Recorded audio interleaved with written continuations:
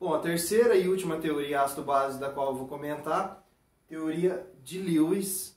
De longe, entre essas três, a mais abrangente, tá? Ela vai incluir várias substâncias que não se enquadrariam como ácidos pelas teorias de Arrhenius ou de Bronsted-Lowry, tá? E justamente por isso ela tem alguma aplicabilidade bem mais ampla, né? Mas às vezes você vai querer fugir dessa abrangência, você vai querer algo mais apropriado, mas eu falo dessa questão no final. Bom, segundo a teoria de Lewis, um ácido é um composto que é capaz de receber par de elétrons, uma base é um composto que é capaz de doar par de elétrons. Então a gente não está falando mais H+, nem OH-. Então você não tem uma necessidade química em especial, a presença de um hidrogênio, a presença da hidroxila. Tá? O que está tratando aqui é essa doação ou recebimento, essa troca, né, de elétrons, beleza? Então é óbvio que isso daqui vai ficar muito mais amplo do que as anteriores. Até porque você vai excluir a necessidade de ter um solvente. Porque Arrhenius falava de solvente água, né? Reações em solução aquosa. Bronsted-Lowry, na sua teoria, eles ampliavam a questão para outros solventes, mas ainda havia necessidade do hidrogênio estar presente. Aqui não, tá?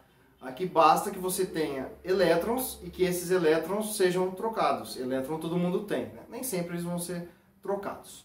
Muito bem. Então eu tenho um exemplo aqui. Essa parte eu vou falar depois, tá?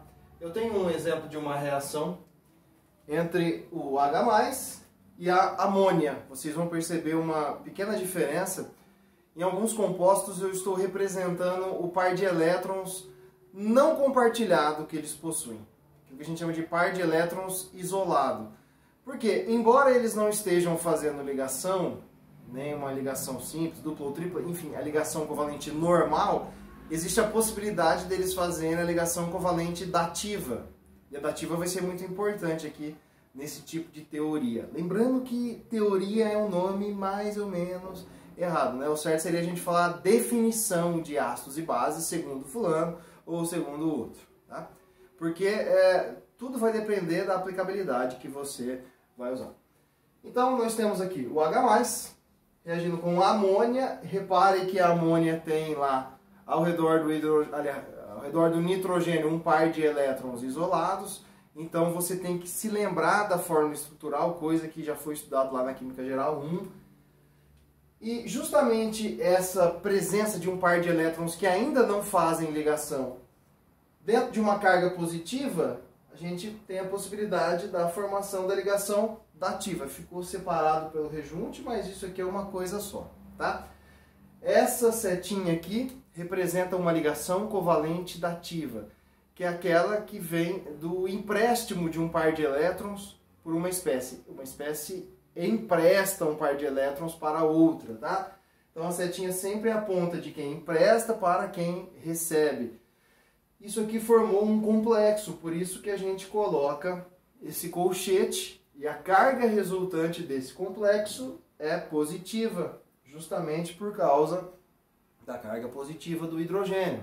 Então todas essas questões são importantes. Segundo a definição, o H+, ele recebeu um par de elétrons, não foi? Aqui a setinha demonstra que ele está recebendo um par de elétrons. Logo, ele atuou como ácido de Lewis. Já era ácido lá nas outras teorias. A amônia, ela atuou como doadora de par de elétrons. Então a amônia atuou como base de Lewis. Boa parte das reações que a gente convém aplicar a teoria de Lewis são reações em que nós temos dois reagentes e um produto exclusivo. Isso aqui, à direita, é uma coisa só. Não vai confundir a setinha da reação, que separa reagentes e produtos, com essa setinha, que é uma ligação coordenada, uma ligação covalente, tá? Coordenada, por isso que esse cara, ele se chama complexo conjugado ou complexo coordenado. É tudo a mesma coisa, tá? A amônia já era uma base segundo Bronsted-Lowry, mas não era uma base segundo Arrhenius. Aqui em Lewis ela continua sendo base. Isso não vai mudar. Agora, se eu pegar um cara que nem o trifluoreto de boro, BF3, a sua fórmula. Ele de forma alguma pode ser ácido de arrênios, porque não tem hidrogênio. Também não era ácido de Bronsted, também precisaria do hidrogênio, mas ele vai se enquadrar aqui nessa teoria como um ácido. Por quê? Ele é capaz de receber esse par de elétrons da amônia, já falamos desse par aqui em cima, e você tem que saber o porquê que ele é capaz de fazer isso. Aqui estava muito claro, uma carga positiva, é um cátion, óbvio que ele vai ter uma atração por elétrons que são negativos. Isso é óbvio. Mas se eu pensar nesse cara, nesse composto aqui, a gente não tem carga, ele não é um cátion. Ele é uma molécula, uma espécie química neutra. Tá?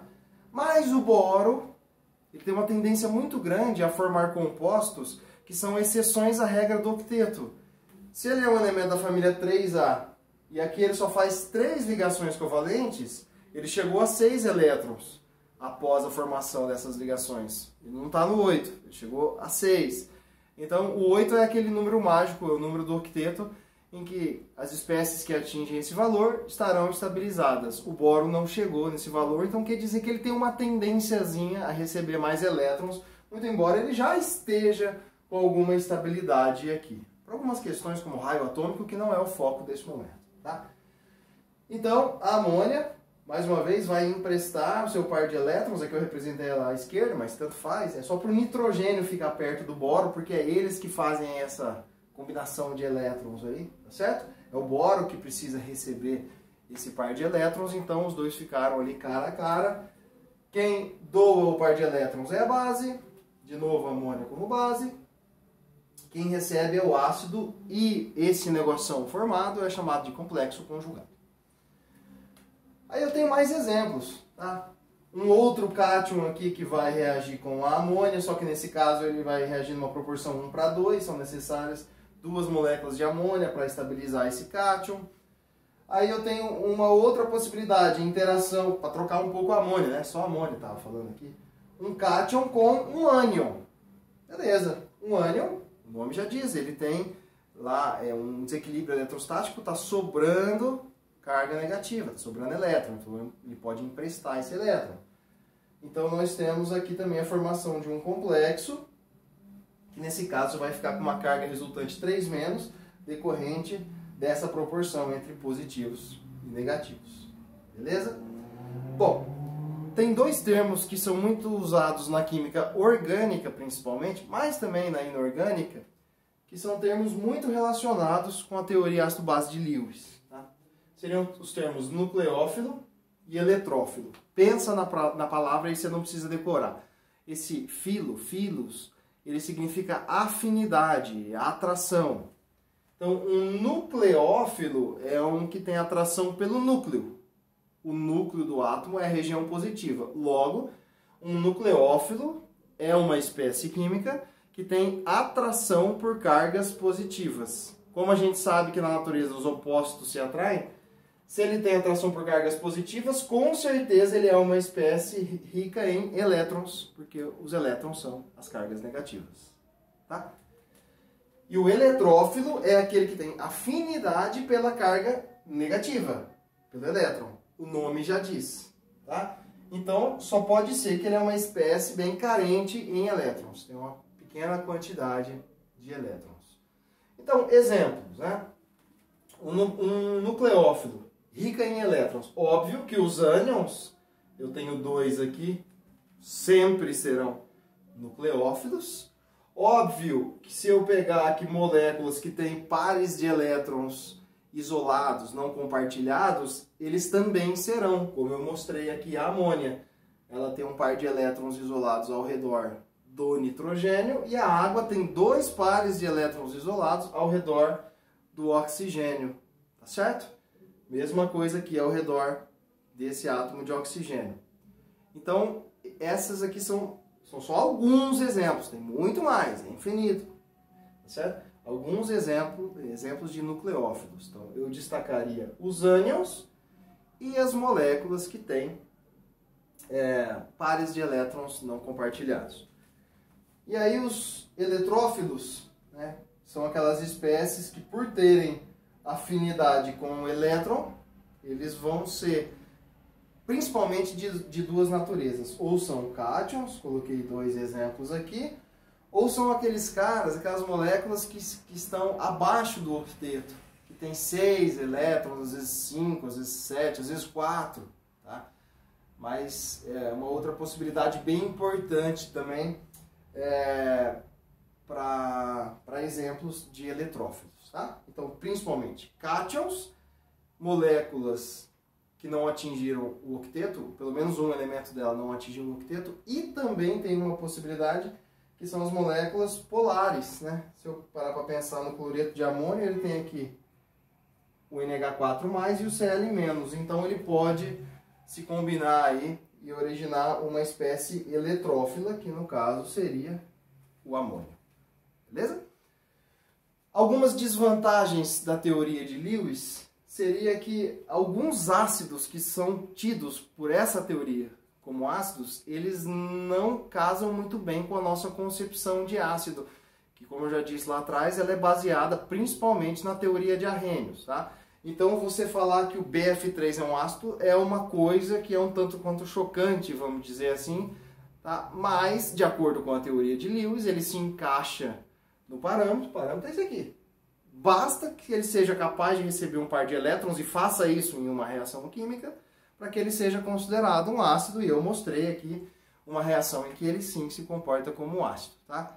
Mas não seria algo esperado pelas nossas concepções mais tradicionais de ácido.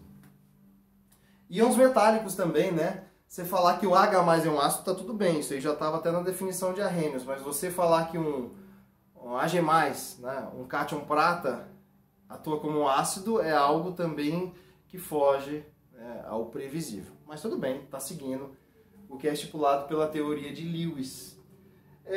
A gente tem uma dificuldade de fazer uma relação com o pH, porque pH é uma medida do grau de acidez, tudo bem? Mas que é baseado na concentração de íons H+. Na verdade, na atividade de íons H+. E como já foi dito aqui, para ser um ácido de Lewis, não é necessário que ele tenha hidrogênio. Alguns têm, tá?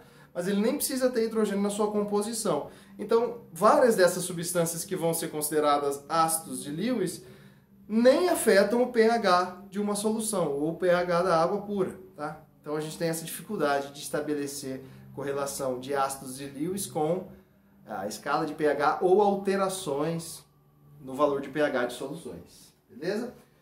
E se você for ver bem ao pé da letra, a teoria ácido-base de Lewis ela vai se aplicar a quase todas as reações da química. Porque normalmente, não são todas, tá? Normalmente a gente tem transferência de elétrons. A gente tem alguém ganhando e outro perdendo elétrons. Tá? Então, vira algo que de tão abrangente, falei isso no começo lá da aula, né? Ela é bem abrangente. Isso talvez seja uma desvantagem.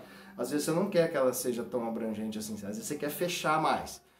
Tá? Mas de tão abrangente que é, ela acaba pegando todo mundo.